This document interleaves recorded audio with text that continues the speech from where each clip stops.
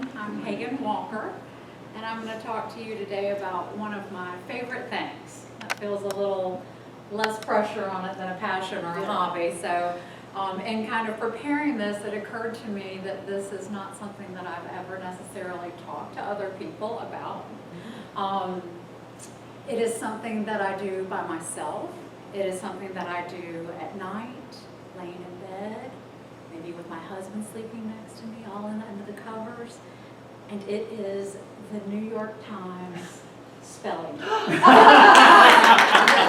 Are you a spelling bee fan? I hope there would be one in the room. So you may have heard of the Wordle. Anybody that Wordle is now incorporated into the New York Times games. So the spelling bee, it's like my secret delight.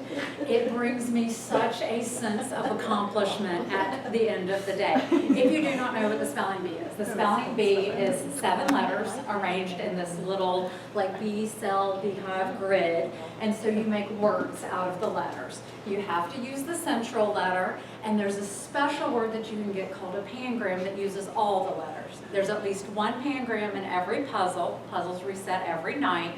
And you go through playing, and as you get more words, you move up from like great to amazing to genius to ultimately the queen bee, and that means you've had all of the words obtained.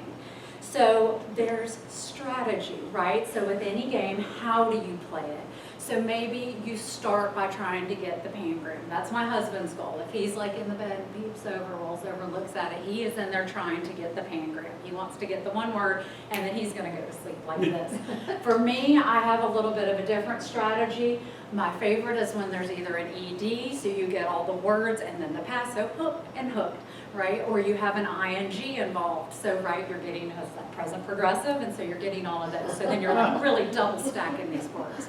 So then there's also a thing where they'll give you like some hints and some grids where it'll tell you how many words of each type and the like the first 2 letters or the number of words and the number of letters in the word, so you can use hints if you want. They do a stats kind of ranking, so if you're really kind of stumped and you're like, okay, I need to figure out how to solve the last few, you can do a rank order. They'll take the 10,000 respondents, first 10,000 respondents, and they say who got which word. So at the bottom, there's like the hardest word, and you're like, okay, so I know like this word that begins with an N and a G or something, right? And so you're like really puzzling and thinking about that.